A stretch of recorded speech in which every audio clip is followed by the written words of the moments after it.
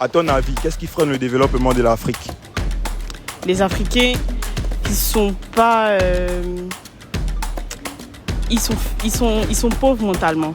Le bénéfice que les États-Unis font sur la nourriture pour chiens, ça pourrait nourrir toute l'Afrique. Bonjour à tous, aujourd'hui nous sommes allés dans la rue à la rencontre des gens afin de poser une question très importante. À votre avis, qu'est-ce qui freine le développement de l'Afrique? Alors nous avons eu le plaisir de rencontrer plusieurs personnes et elles nous ont donné des réponses vraiment très intéressantes. C'est pour cela que je vous invite à rester avec nous pour découvrir ensemble les idées et les réactions de tout un chacun exprimées dans ce micro-trottoir. Sur ce, moi je vous dis, passons à la vidéo. Ok, bonjour, moi c'est Dorval et toi?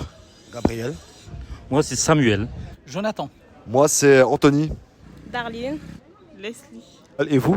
Moi c'est Samir. Alors Samir, selon toi, qu'est-ce qui freine le développement de l'Afrique? Ce qui freine le développement, je sais pas, mais en partie, comme je te disais tout à l'heure, c'était que les pays d'Afrique, ils ont leur indépendance. Parce qu'en fait, on dit qu'ils ont une indépendance, mais une fausse indépendance. Par exemple, avec le franc CFA, je sais que la France, il touche beaucoup d'argent par rapport au franc CFA, en fait. Et du coup, ouais, l'indépendance des pays là, et puis essayer de aussi peut-être changer les mentalités.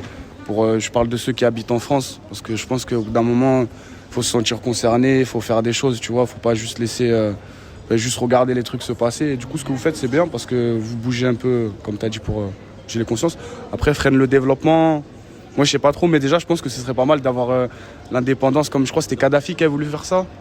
Ouais, Kadhafi qui avait voulu Unir que son tous les pays... États d'Afrique.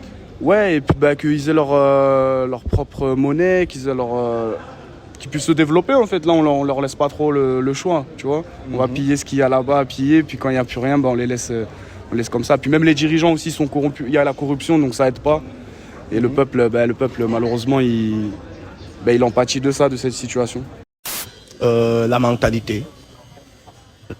Tu peux développer? Je crois qu'on a un sérieux problème de mentalité, manière de penser. Je vais prendre un exemple. En Afrique, dans les rues, quand on finit de manger, on ne jette pas à terre. Ce qu'on ne voit pas ici. Ici, ils vont plus jeter dans la poubelle. Ça, c'est un exemple qui est banal, mais ça montre une certaine mentalité. Donc, pour moi, le développement, ça ne va pas passer forcément par les politiques. Ça va déjà passer par ce que j'appelle un développement individuel, un développement de mentalité. Donc ça vient de la population et ça quitte de la population pour aller vers tout le pays. Ça ne va pas venir même si on a Jésus-Christ lui-même qui est président de la République dans un pays en Afrique centrale actuellement, rien ne va avancer. Il pourra faire toutes les réformes qu'il veut, rien ne va avancer parce que au niveau de nos mentalités, on ne respecte pas la chose publique. On n'a pas encore cette notion de patriotisme, même économique, où on va privilégier les choses qui viennent de l'extérieur plutôt que les choses qui viennent de chez nous.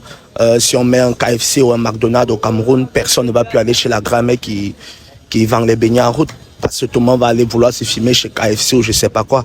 Donc pour moi, on a un sérieux problème de mentalité. Je crois que c'est en partant, en quittant de cette mentalité, de cette manière de penser, qu'on pourra atteindre un vrai développement qui sera déjà un développement de la population avant d'être un développement du pays en lui-même. Bon, je dirais tout ce qui bloque le développement de l'Afrique, avant tout, c'est la politique. La politique du développement, ça vient d'en haut vers le bas. Tant que nous n'avons pas de bons gouvernants, la gouvernance, le développement de l'Afrique ne peut pas émerger, quoi. Sachant que quand on parle du développement, c'est la jeunesse. Quand vraiment on parle du développement, c'est la jeunesse. Mais cette classe politique-là bloque à ce que les jeunes émergent, progressent en créant des activités entre eux-mêmes. Je prends l'exemple de chez moi. Il y a beaucoup de jeunes diplômés qui sont là. Ils sont là. Mais ces jeunes diplômés ne sont pas intégrés dans la fonction. Tout le monde veut rentrer dans la fonction publique. Il y a des informaticiens, des mathématiciens, ils sont là dans l'OTAN. Moi, pour que l'Afrique développe, il faudra que ces jeunes-là se réveillent. C'est un problème de mentalité. C'est pas tout le monde qui va travailler dans la fonction publique. C'est pas tout le monde. Ils peuvent créer des activités génératrices de... Alors Jonathan, dites-moi, selon vous, qu'est-ce qui freine le développement de l'Afrique? Je pense que les ressources en Afrique, surtout les matières premières, sont pillées par les multinationales. Par exemple, pour la vanille de Madagascar, c'est souvent les grands groupes comme Nestlé et tout ça qui vont piller en fait ces ressources-là. Ils ne donnent rien en fait aux populations locales et c'est pour ça que le continent est encore sous-développé. Plus la corruption des élites. D'accord. Alors, quel conseil pouvez-vous donner aux jeunes Africains pour qu'ils puissent se développer? Moi, je suis pour le commerce équitable, c'est-à-dire que les pays occidentaux achètent en Afrique en fait les matières premières, mais au juste prix, et qu'ils essayent de s'organiser par eux-mêmes et surtout qu'ils ne comptent pas en fait sur leurs dirigeants, qui sont corrompus et qui sont mis en place par les gouvernements occidentaux. Dis-moi, selon toi, qu'est-ce qui freine le développement de l'Afrique? J'ai beaucoup à dire sur le sujet, mais... Donc pour moi, la première des choses qui freine le développement en Afrique, c'est la mentalité. D'accord. Oui, c'est la mentalité des Africains. Il faut qu'on change notre manière de voir les choses, notre manière de penser.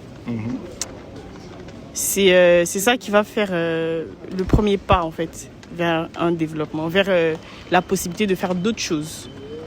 C'est d'abord la mentalité pour moi. Les Africains, ils sont pas, ils sont pauvres mentalement, donc ils sont pauvres dans les actes du coup. Pour moi, on est riche de par nos ressources, de par nos cultures, de par nos terres, mais on est pauvre de par notre mentalité. Génératrice de revenus, c'est comme ici en France, ici en Europe. C'est pas tout le monde qui travaille dans la fonction publique. Exactement. Regardez derrière moi, c'est des diplômés, il n'y a pas du boulot. Ils ont créé des restaurants. Regardez par là. Oui. Ces personnes qui vendent ces livres-là. Regardez. Alors pour moi, ce qui freine le développement de l'Afrique, en fait, c'est que les richesses sont mal réparties.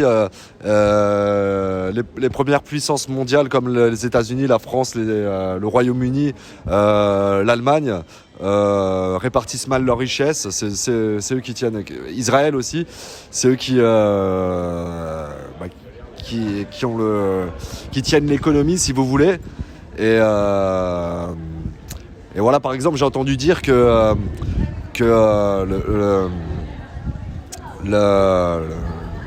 le bénéfice que les États-Unis font sur la nourriture pour chiens, ça pourrait nourrir toute l'Afrique. Juste cela. Selon toi, qu'est-ce qui freine le développement de l'Afrique?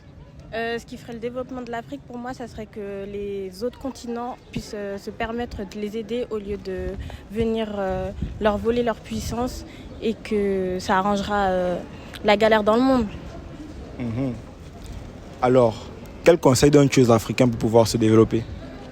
Aux Africains, pour pouvoir se développer, les conseils que je leur donnerais, c'est qu'ils permettent de partager leur culture dans le monde entier et que grâce à ça, ils arrivent à s'enrichir et se faire de l'argent grâce à leur culture. Alors bonjour, moi c'est Dorval et toi? Moi c'est Shamsidine. Alors tu es de quelle origine? Je suis mahorais. Alors dis-moi, selon toi, qu'est-ce qui freine le développement de l'Afrique? Ce qui freine, c'est nous-mêmes.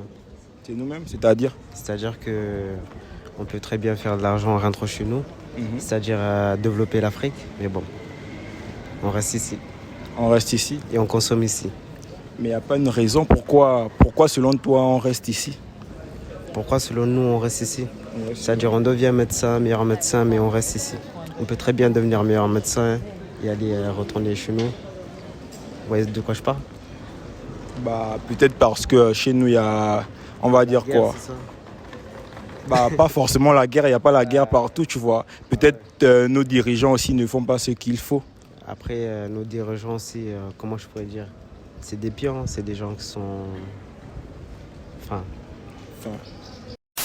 Nos pays ne sont pas assez indépendants. Des structures qui sont là depuis des années quand je parle de structures, je parle des organisations internationales et qui ont d'autres objectifs que d'aider l'Afrique à se développer. Ils ont plutôt comme objectif de freiner le développement de l'Afrique, mais pas d'aider l'Afrique à se développer. Je pense que ce sont ces institutions-là comme le FMI, la Banque mondiale qui freinent un peu pour livrer le développement de l'Afrique. Nous sommes arrivés au terme de cette vidéo. J'espère qu'elle vous a plu. Si elle vous a plu, n'hésitez pas à cliquer sur le bouton s'abonner juste ici et à activer la cloche de notification afin de ne pas louper mes prochaines vidéos. Alors, je tiens déjà à remercier tous ceux qui ont participé à cette vidéo. Merci d'avoir parlé développement avec nous. Et pour tous ceux qui nous ont suivis, j'espère vraiment que ces réactions pourront vous donner une autre vision de l'Afrique et une autre vision du développement en Afrique. Sur ce, moi, je vous dis au revoir et la suite au prochain numéro. Jeunesse consciente, ensemble, nous pourrons.